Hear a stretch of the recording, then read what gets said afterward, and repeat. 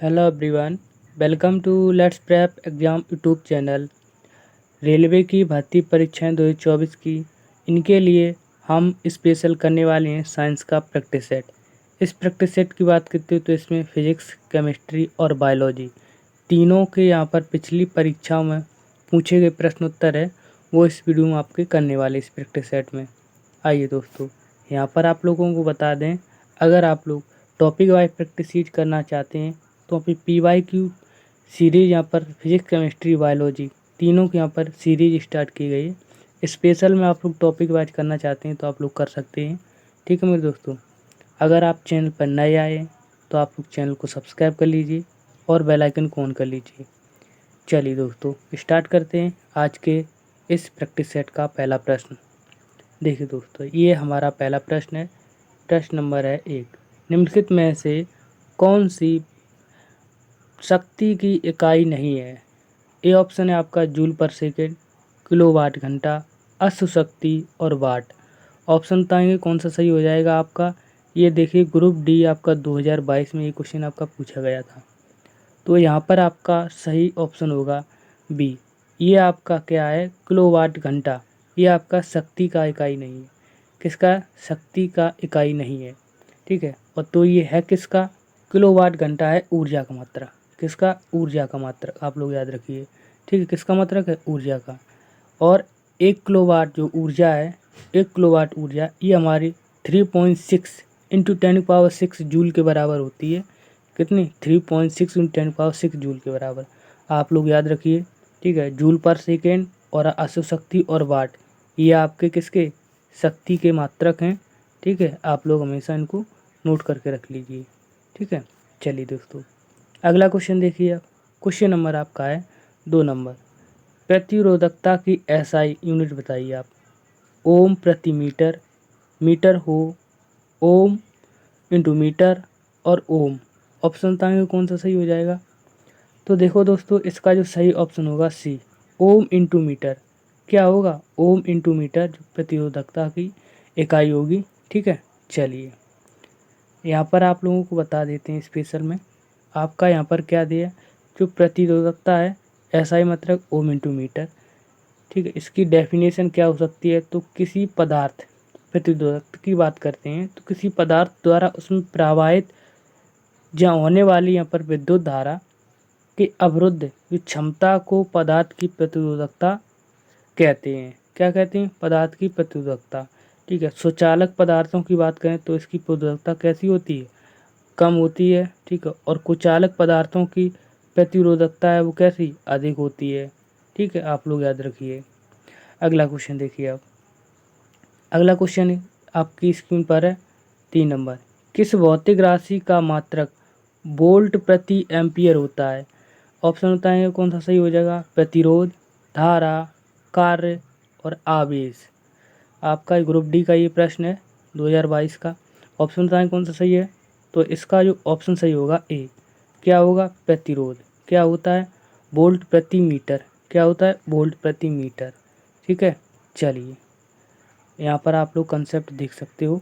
देखो मेरे दोस्तों, किसी चालकों के सिरों पर लगाया गया विभवांतर और उसमें प्रवाहित होने वाली जो कि धारा का अनुपात, ठीक है, उसे क्या चालक का प्रतिरोध यहाँ पर कह सकते हो। ठीक है, जैसे कि बी बराबर क्या होता है, बी बराबर यहाँ पर आई आर, बी बराबर आई आर। यहाँ से आप प्रतिरोध निकाल सकते हो बी अपॉन आई। ठीक है, चलिए अगला क्वेश्चन देखिए। क्वेश्चन नंबर आपका 4, निम्नलिखित में से कौन सी एसआई मात्रक नहीं है? एसआई मात्रक आपको बतानी कौन सी नहीं है। कैलोरी, एम्पियर, न्यूटन, आपकी ओम। बताएंगे, ये आपका एनटीपीसी का प्रश्न है। ऑप्शन बताएं कौन सा सही है। तो इसका ऑप्शन सही होगा ये ए ऑप्शन। क्या होगा? कैलोरी। कैलोरी आपका क्या है? एसआई मात्रक नहीं है, ये है सीजीएस मात्रक। क्या है? सीजीएस मात्रक। ठीक है, देखिए मेरे दोस्तों, आपका कैलोरी ये ऊर्जा या ऊष्मा का किसका? सीजीएस प्रणाली की इकाई है। जैसे ऊष्मा या ऊर्जा की इकाई यहाँ पर एसआई में आपकी क्या होगी? जूल। क्या होगी? जूल। ठीक है, इसकी एसआई मात्रा क्या होगी? जूल। ठीक है, और एम्पियर आपकी किसकी होती है? धारा की। और आपका न्यूटन आपकी बल की होती है। ओम और प्रतिरोध की होती है मात्रक। आप लोग इनको याद रखिए। अगला क्वेश्चन देखिए अब। चलिए अगला क्वेश्चन है आपकी स्क्रीन पर 5 नंबर। विद्युत प्रतिरोध, विद्युत प्रतिरोध का मात्रक। तो आपको पता है विद्युत प्रतिरोध का मात्रक क्या होता है? ओम होता है। क्या होता है? ओम। आपका बी ऑप्शन सही हो जाएगा। ठीक है। चलिए दोस्तों, इससे पहले अगर आपने चैनल को सब्सक्राइब नहीं किया है तो आप लोग चैनल को हमेशा सब्सक्राइब कर लीजिए और बेल आइकन को ऑन कर लीजिए। हमारी मेहनत और कंटेंट आपको समझ में आ रहा है तो चलिए दोस्तों अगला क्वेश्चन देखिए। इससे पहले यहाँ पर आपको यहाँ पर बता देते हैं।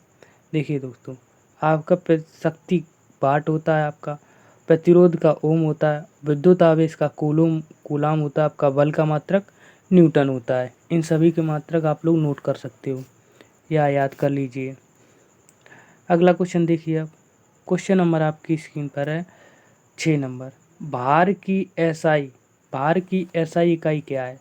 ये देखिए आपका जेई, आरआरबी जेई और एलपी टेक्नीशियन तीन दोनों में ये क्वेश्चन आपका पूछा गया था।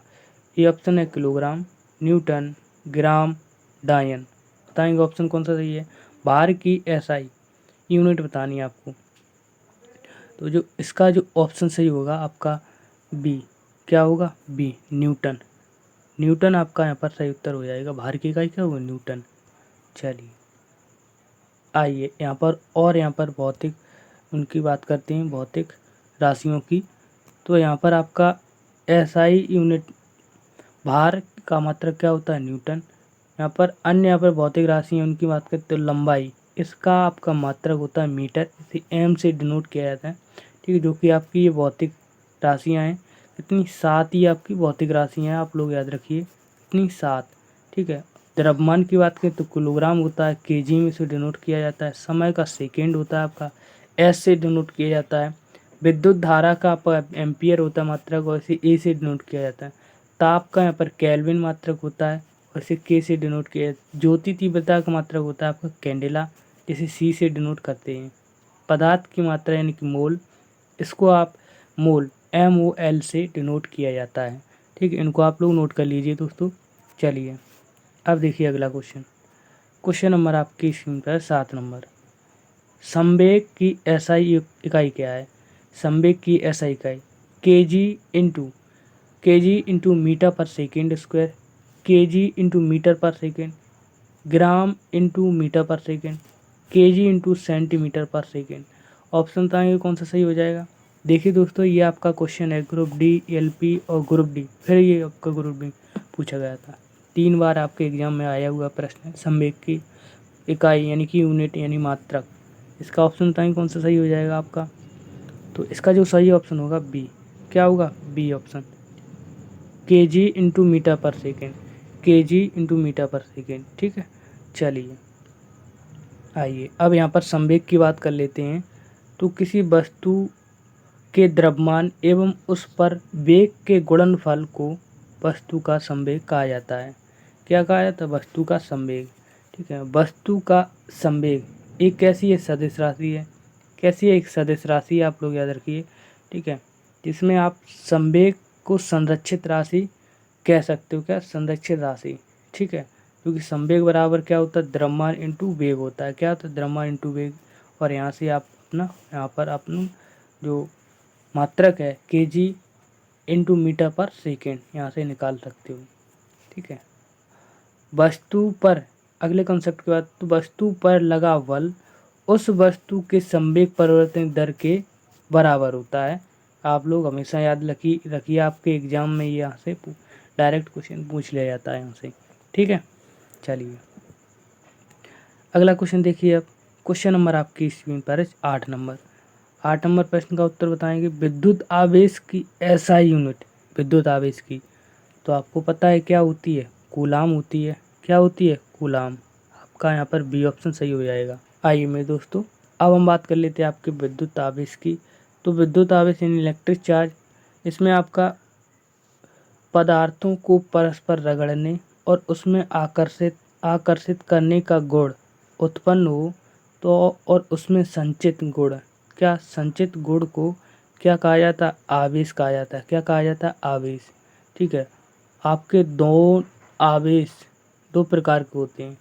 आपके एक होता है आपका धनावेश यानी पॉजिटिव चार्ज, एक तो ऋण आवेश यानी कि निगेटिव चार्ज। ठीक है, जो कि आपका बेंजामिन कौन थे वैज्ञानिक का नाम बताऊँ तो बेंजामिन फ्रैंकलिन, इन्होंने ये दोनों आवेश आपके के बारे में बताया था। और इसका मात्रक नाम होता है कूलाम होता है, जो कि आपका क्वेश्चन भी आपका पूछा गया था। चलिए अगला क्वेश्चन देखिए आप। क्वेश्चन नंबर आपकी स्क्रीन पर है 9 नंबर। प्रकाश वर्ष रिक्त स्थान की इकाई, समय, प्रकाश की तीव्रता, द्रव्यमान, आपकी दूरी। जेई और एनटीपीसी दोनों में ये प्रश्न आपका पूछा गया था।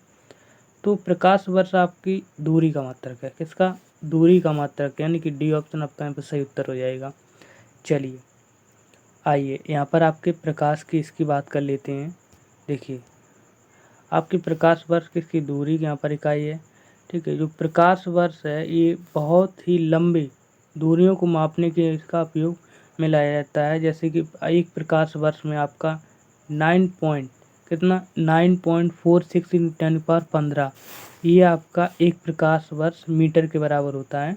9.46 × 10⁻15 मीटर के बराबर। ठीक है, और यहाँ पर आपका एक और आपके पूछ लिया जाता है तो एक पारसेक आपका यहाँ पर पूछ लिया जाता है। 3.26 प्रकाश वर्ष के बराबर एक पारसेक होता है। ठीक है, और इसे एक पारसेक अगर हम मीटर में बात करें तो आपका मीटर में हो जाएगा 3.08 × 10⁻16। ये आपका किस में होगा? आपका एक पारसेक होगा 3.08 × 10⁻16 मीटर के बराबर। किसके? मीटर के बराबर। ठीक है, आप लोग उनको याद कर लीजिए। अब देखिए अगला क्वेश्चन। चलिए दोस्तों अब देखिए अगला क्वेश्चन नंबर आपका 10 नंबर। किसी पिंड पर लगाए गए बल और बल द्वारा किया गया कार्य, पिंड पर बल की दिशा में तय की गई दूरी और लगाए गए बल की मात्रा गुणनफल के बराबर होता है। ठीक है, यह था आपकी किसकी? आपके कार्य की मात्रा कार्य का यहाँ पर फॉर्मूला यहाँ पर बताया गया। अब यहाँ पर ये कहा जा रहा है कि कार्य की एसआई इकाई नहीं है, ये आपको बताना ही। KG into metre per second square, KG into metre square per second square, newton into metre और आपका जूल। ये बताना है आपको कार्य की इकाई नहीं होगी। ऑप्शन बताएंगे कौन सा सही हो जाएगा आपका। तो इसका जो सही ऑप्शन होगा ए ऑप्शन इसका सही उत्तर होगा। KG into metre per second square ये आपका कार्य का मात्रक नहीं होगा। किसका? कार्य का मात्रक नहीं होगा। इससे पहले अगर आप लोगों ने चैनल को सब्सक्राइब नहीं किया हुआ तो आप लोग चैनल को सब्सक्राइब कर लीजिए। मेहनत और आपको कंटेंट समझ में आ रहा है तो आप लोग चैनल को ज़रूर सब्सक्राइब करिएगा। आइए मेरे दोस्तों अब इसकी हम बात कर लेते हैं। आपके यहाँ पर देखिए किसी पिंड पर लगाए गए बल और बल द्वारा किया गया कार्य, पिंड द्वारा बल की दिशा में तय की गई दूरी को लगाए गए बल की मात्रा को बल की मात्रा के गुणनफल के बराबर होता है। क्या? आपका कार्य। क्या होता है? कार्य। यानी कि जैसे कि आपका किया गया कार्य W और बल की दिशा में पिंड के द्वारा की गई दूरी। ठीक है, D। जिससे कार्य का मात्रक आप यहाँ से न्यूटन इंटू मीटर निकाल सकते हो। जूल हो सकता है KG into metre square per second square, ये आपके कार्य के मात्रक हैं। और यहाँ पर ये KG into metre per second square ये आपका बल का मात्रक होता है। अब ये बल का मात्रक कैसे? तो F बराबर ma इससे निकलता है। m का क्या हो जाए? केजी और a का आपका मीटर पर सेकेंड स्क्वायर। ठीक है, अगला क्वेश्चन देखिए अब। क्वेश्चन नंबर आपका है 11 नंबर। पदार्थ के संदर्भ में यहाँ पर आपका कथन सही नहीं है। पदार्थ के संदर्भ में बताना है आपको। पदार्थ के कणों के बीच कोई आकर्षण बल नहीं होता। पदार्थ के कण द्रव और वायु अवस्था में सतत स्थानांतरित होते हैं। पदार्थ कणों से बनकर बना होता है और आपका पदार्थ के कणों के बीच अंतर होता है। ऑप्शन बताएंगे कौन सा सही हो जाएगा आपका। तो इसका जो सही ऑप्शन होगा वो होगा ए ऑप्शन यहाँ पर सही होगा। क्यों? क्योंकि आपका पदार्थ के संदर्भ में आपका सही नहीं है, ये आपको बताना है। क्या? सही नहीं है। ठीक है, तो यहाँ पर क्या कहे? आकर्षण बल होता है। क्या होता है? आकर्षण बल होता है। यहाँ पर आपका ए ऑप्शन गलत हो जाएगा। ठीक है,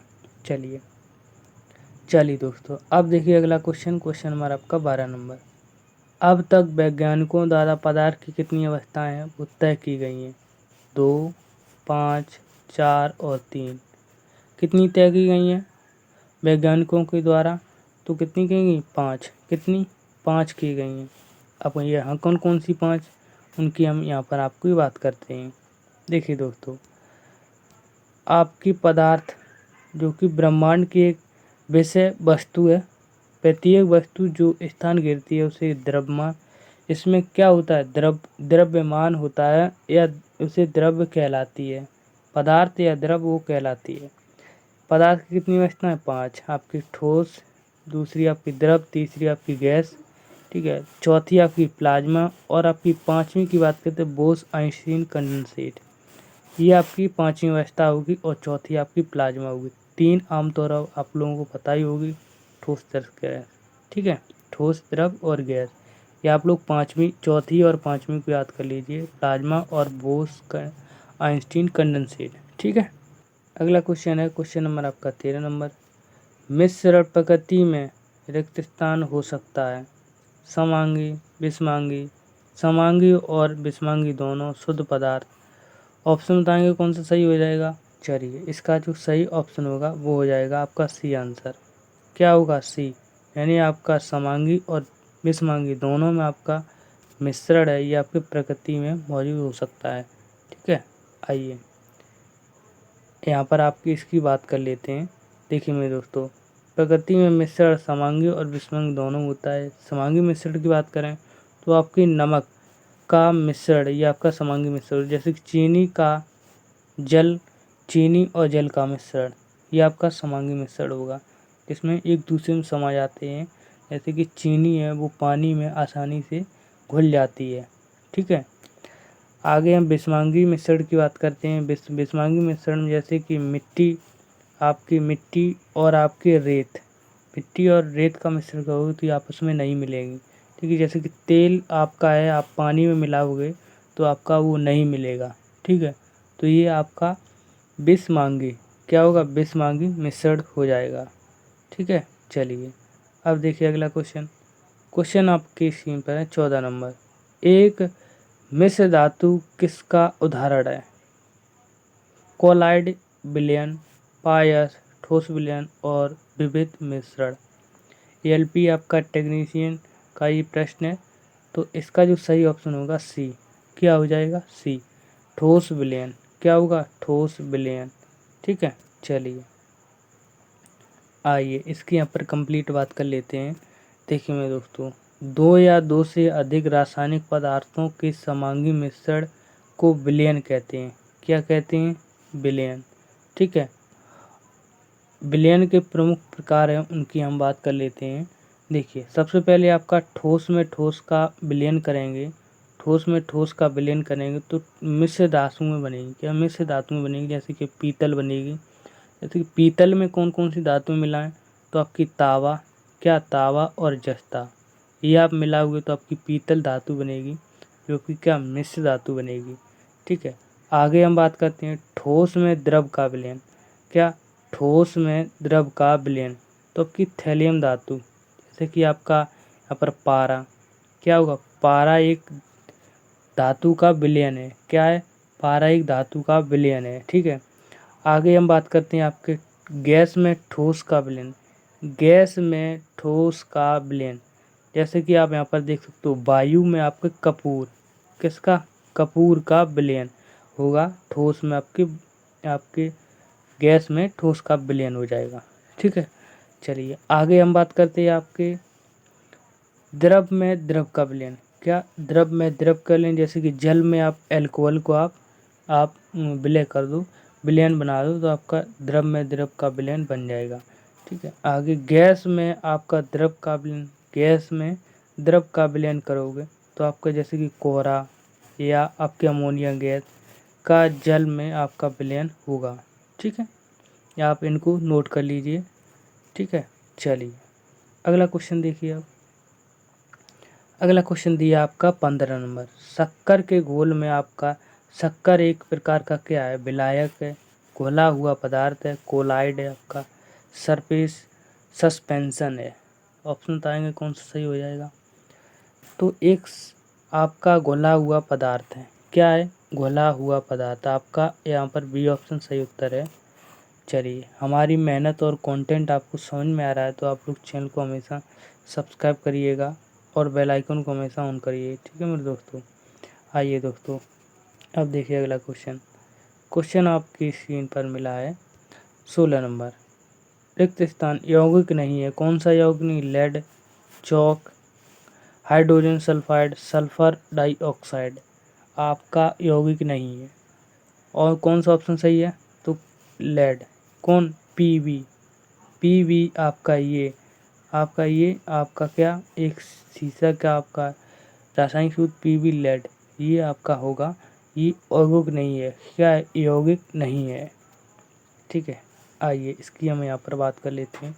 देखिए मेरे दोस्तों, दो या दो से अधिक तत्व से एक निश्चित अनुपात में रासायनिक बंध द्वारा जुड़कर जो पदार्थ बनते हैं उसे क्या कहते हैं, रासायनिक यौगिक कहते हैं। क्या कहते हैं, रासायनिक यौगिक, जैसे कि चौक, हाइड्रोजन सल्फाइड, हाइड्रोजन सल्फाइड आपकी, सल्फर डाइऑक्साइड। और आपका जो पीबी ये तत्व नहीं है, जो कि ये क्या है, धातु है, क्या है, धातु, ठीक है। आपकी क्या है, एक धातु है, आप लोग याद रखिए, ठीक है, एलिमेंट है। अगला क्वेश्चन देखिए, क्वेश्चन हमारा आपकी स्क्रीन पर है 17 नंबर। निम्नलिखित में से कौन सा एक भौतिक परिवर्तन नहीं है, ठोस का आपका द्रवों में पिघलना, गैस का द्रवों में द्रवीकरण, पदार्थ का किण्वन और द्रव का गैसों में बाष्पीकरण, द्रव का गैसों में बाष्पीकरण। ऑप्शन बताइए दोस्तों कौन सा सही हो जाएगा आपका। तो यहाँ पर जो सही ऑप्शन होगा वो हो जाएगा सी, सी ऑप्शन यहाँ पर सही उत्तर है, ठीक है, पदार्थों का किण्वन, ठीक है, जो आपका भौतिक परिवर्तन नहीं है, जो कि ये क्या है, रासायनिक परिवर्तन है। जैसे कि दूध से दही बनना, दूध से दही बनना ये आपका रासायनिक परिवर्तन है, ठीक है। चलिए अब देखिए क्वेश्चन नंबर 18 नंबर। निम्नलिखित में से कौन सा रासायनिक परिवर्तन नहीं है। यहाँ पर आपको रासायनिक परिवर्तन नहीं है वो बताना है। ईंधन का जलना, अम्लीकृत जल का विद्युत अपघटन, ऑक्सीकरण या लौह में जंग लगना। और डी ऑप्शन हो जाएगा प्लेटिनम तार का जलना। ऑप्शन यहाँ पर कौन सा सही होगा, रासायनिक परिवर्तन नहीं होगा, कौन सा रासायनिक परिवर्तन नहीं होगा, ऑप्शन बताइए। तो आपका अम्लीकृत जल में आपका जल विद्युत अपघटन, अम्लीकृत जल में विद्युत अपघटन ये आपका रासायनिक परिवर्तन नहीं है, ठीक है। बाकी आपके तीनों रासायनिक परिवर्तन के उदाहरण हो जाएंगे। अगला क्वेश्चन देखिए, अब क्वेश्चन नंबर आपकी इसमें है 19 नंबर। इनमें से कौन सा रासायनिक परिवर्तन है आपका, अक्खन का खट्टा होना, CO2 से आपकी सूखी बर्फ बनना, प्लेटिनम तार का गर्म होना, आपको लोहे का चुंबकीयकरण। कौन सा ऑप्शन सही हो जाएगा यहाँ पर आपका, रासायनिक परिवर्तन बताएंगे कौन सा सही है। 19 नंबर प्रश्न का उत्तर सही होगा आपका ए आंसर। आपका क्या है कि मक्खन है, मक्खन का खट्टा होना ये आपका रासायनिक परिवर्तन है। अब देखिए अगला क्वेश्चन, क्वेश्चन नंबर आपकी स्क्रीन पर है 20 नंबर। पदार्थ एक है, शुद्ध पदार्थ एक क्या है, चीनी का घोल, मीथेन, दूध, आपका वायु। एक शुद्ध पदार्थ है, क्या है, मीथेन, क्या है यहाँ पर, मीथेन, आपका बी ऑप्शन सही उत्तर है, ठीक है, क्या, मीथेन, ठीक है। चलिए आइए अब इस मीथेन की बात कर लेते हैं। तो मीथेन है क्या, तो एक शुद्ध पदार्थ है जो पृथ्वी की सतह के नीचे पेट्रोलियम के साथ यहाँ पर प्राकृतिक जो गैस है उसके रूप में ये पाई जाती है। यह दलदली भूमि में मिलती है, जो कि आपकी मार्स गैस है। इस गैस को क्या मार्स गैस भी कहा जाता है, क्या इसे मार्स गैस भी कहा जाता है, आप लोग इनको याद रखिए। इससे पहले अगर आप लोगों ने चैनल को सब्सक्राइब नहीं किया तो चैनल को सब्सक्राइब कर लीजिए और बेल आइकन को हमेशा ऑन करिएगा, इससे वीडियो को नोटिफिकेशन हमेशा आपके पास पहुँचे। आइए दोस्तों, अब देखिए अगला क्वेश्चन। क्वेश्चन नंबर आपकी स्क्रीन पर है 21 नंबर। कोशिकाओं के अध्ययन को रिक्त स्थान क्या कहा जाता है?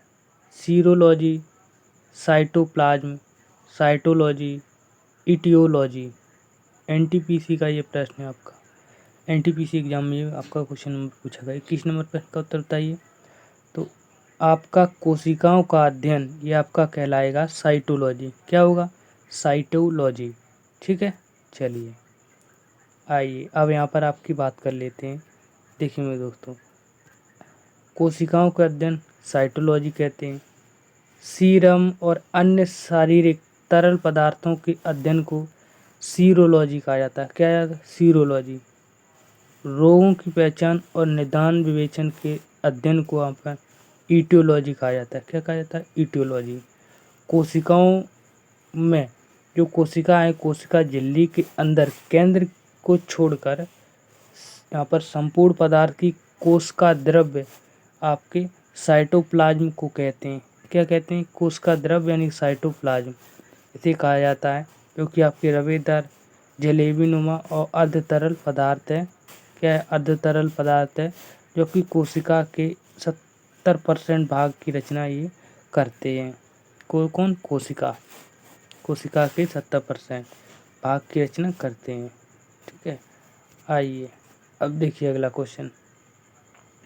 क्वेश्चन नंबर आपका है 22 नंबर। पक्षियों के अध्ययन को क्या कहा जाता है? हर्पेटोलॉजी, ऑप्थेल्मोलॉजी, एंथ्रोपोलॉजी और ऑर्निथोलॉजी। चलिए ऑप्शन बताइए कौन सा सही हो जाएगा आपका। तो आपके पक्षियों के अध्ययन को क्या कहा जाता है?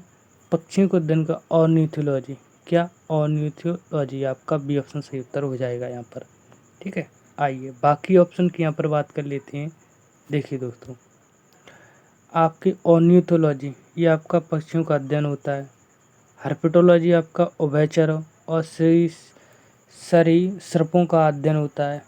और ऑप्थेल्मोलॉजी में आपके आँख और चिकित्सीय अध्ययन होता है।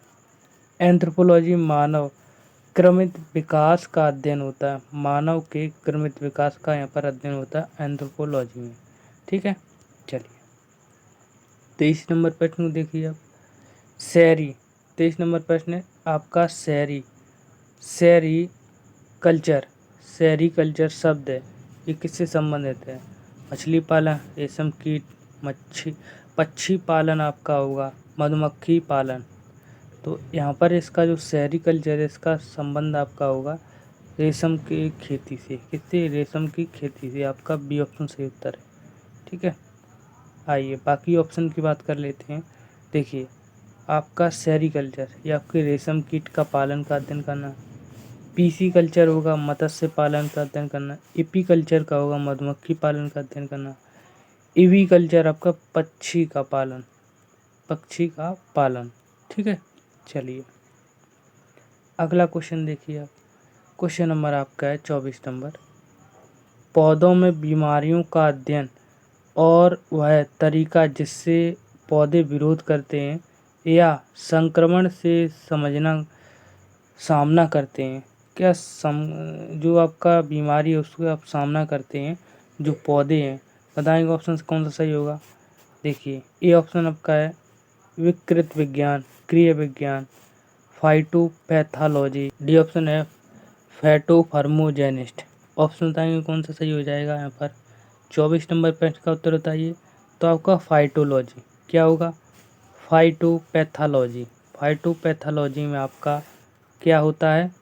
जो आपकी पौधे उनकी बीमारी को अध्ययन यहाँ पर कराया जाता है फाइटोपैथोलॉजी में। ठीक है, चलिए अगला क्वेश्चन देखिए। क्वेश्चन नंबर आपका है 25 नंबर। जीवित चीज़ों की मृदा के रूप में या प्रभाव का अध्ययन या मृदा की विज्ञान की शाखा के अंतर्गत यहाँ पर किया जाता है। एंडोलॉजी आपका, एडाफोलॉजी, एग्रोबायोलॉजी और आपका डेस्मोलॉजी। ऑप्शन बताएंगे कौन सा सही हो जाएगा। तो इसका जो 25 नंबर प्रश्न है इसका जो सही ऑप्शन होगा एडाफोलॉजी। यहाँ पर आपका बी आंसर सही उत्तर है। आपका इसमें क्या कहा जा रहा है, जीवित चीज़ों की मृदा के प्रभाव का अध्ययन आपको यहाँ पर बताया जा रहा है, एडाफोलॉजी। ठीक है, चलिए दोस्तों, इससे पहले अगर आपने चैनल को सब्सक्राइब नहीं किया तो कर लीजिए और बेल आइकन को हमेशा ऑन करिए दोस्तों, जिससे कि हमारी ये वीडियो सबसे पहले आपके पास पहुँचे। आइए अब हम इनकी यहाँ पर बात कर लेते हैं। देखिए मेरे दोस्तों, एडाफोलॉजी आपकी जीवित चीज़ों की मृदा के प्रभावों का अध्ययन करना। एंड्रोलॉजी आपके पुरुष में जो बांझपन या यौन रोग में यहाँ पर उनका अध्ययन होता है एंड्रोलॉजी में। ठीक है, एग्रोबायोलॉजी में आपकी कृषि में पौधों का पोषण या जीवन का अध्ययन किस में होगा, आपका एग्रोबायोलॉजी में। डेस्मोलॉजी में आपका एनाटॉमी के अंतर्गत आपको स्वयंवाद का अध्ययन होता है, सियानुवाद का। ठीक है, सियानुवाद का आप लोग याद रख सकते हो। चलिए अगला क्वेश्चन देखिए, 26 नंबर प्रश्न। आप क्वेश्चन नंबर आपका है 26 नंबर। जंतु विज्ञान का अध्ययन आपको पता ही है, ऊर्जा का होता है, आप फलों का, विषाणुओं का, जानवरों का। तो यहाँ पर जंतु विज्ञान का जो अध्ययन होता है जानवरों का ही तो होता है। किसका, जानवरों का। हम और आप क्या हैं, एक जानवर है, एनिमल है। ठीक है, चलिए अगला क्वेश्चन है 27 नंबर। विज्ञान की वह शाखा जो जीवन या पृथ्वी के पर मौजूद यहाँ पर जीवन की संभावनाओं को संबंधित, जिसको आप क्या कह सकते हो। विज्ञान की वह शाखा है, जीवन के और जीवन या पृथ्वी के परे मौजूद जीवन की संभावनाओं से संबंधित है। एंटामोलॉजी आपका, एक्सोबायोलॉजी, माइकोलॉजी और आपका डी ऑप्शन है जीवाश्म विज्ञान। ऑप्शन बताइए कौन सा सही हो जाएगा। तो इसका जो सही ऑप्शन होगा वो होगा बी, क्या होगा, एक्सोबायोलॉजी। क्या, एक्सोबायोलॉजी। ठीक है, चलिए अगला क्वेश्चन देखिए आप। क्वेश्चन नंबर आपका है 28 नंबर। तत्वों और मानव जैसी प्रजातियों जैसे कि बंदर और आपका वानर आपका हो गया या वन मानुस हो गया, इनके व्यवहार का अध्ययन यहाँ पर क्या होगा, एंथ्रोपोलॉजी आपका, एंथेनोबॉटनी, प्राइमेटोलॉजी और आपका डी ऑप्शन है एपोलॉजी। बताएंगे ऑप्शन कौन सा सही है। तो 28 नंबर प्रश्न का उत्तर सही हो जाएगा प्राइमेटोलॉजी आप में आपका जो मानव जैसी प्रजातियां जैसे कि बंदर, वानर, आपके वनमानुष, इनका जो मनुष्य हैं उनका यहाँ पर व्यवहार इन्हीं की तरह ये लोग करते हैं। इनका जो अध्ययन होता है प्राइमेटोलॉजी के द्वारा किया जाता है। अगला क्वेश्चन देखिए, क्वेश्चन नंबर है 29 नंबर। निम्नलिखित में से कौन सा मकड़ियों का अध्ययन होता है, आर्केनोलॉजी, एंथ्रोपोलॉजी, एपियोलॉजी आपका, साइनोलॉजी। इसका जो सही ऑप्शन होगा वो होगा आपका ए, आर्केनोलॉजी। क्या होगा, आर्केनोलॉजी में आपका यहाँ पर मकड़ियों का अध्ययन होगा आर्केनोलॉजी में। ठीक है, चलिए अगला क्वेश्चन देखिए। वीडियो का अंतिम प्रश्न होगा 30 नंबर। 30 क्वेश्चन आपको करा दीजिए। चलिए आपका यहाँ पर क्या है, जीवों के वर्गीकरण से संबंधित जीव विज्ञान की शाखा क्या कहलाती है, वर्गीकृत विज्ञान, नेथोलॉजी, शरीर की संरचना विज्ञान, सीरो विज्ञान। सर्व विज्ञान होगी। कौन सा ऑप्शन सही हो जाएगा, तो इसका सही ऑप्शन है वर्गीकृत विज्ञान। क्या होगा, वर्गीकरण विज्ञान में आपका यहाँ पर सही ऑप्शन, सही उत्तर होगा। ठीक है, चलिए ये आपके 30 प्रश्न थे। कितने, 30 प्रश्न थे आपके। तो आप लोग 30 में से आप लोग बताइए आपने कितने प्रश्न आपने सही किए हैं। बताइए आप लोग कमेंट में, आप लोग ज़रूर बताइएगा इस प्रैक्टिस सेट में आपने 30 प्रश्न में से कितने प्रश्न सही किए हैं। एक्चुअल डेटा आप लोग बताएंगे। अगर आप लोग आप लोग रिवीजन करना चाहते हैं या किसी क्वेश्चन को आप प्रैक्टिस करना चाहते हैं तो आप टेलीग्राम चैनल को ज्वाइन कर लिए। इसका वहाँ पर आपको PDF मिल जाएगा, वहाँ पर आप लोग उनको देख सकते हो। ठीक है। चलिए, ये सेशन आपको कैसा लगा आप लोग कमेंट में ज़रूर बताइएगा। अगर आप चैनल पर नए हैं तो आप चैनल को सब्सक्राइब कर लीजिएगा और बेल आइकन को हमेशा ऑन करिएगा और वीडियो हमेशा लाइक करिएगा। ठीक है। चलिए, थैंक यू, जय हिंद। मिलेंगे आपको नेक्स्ट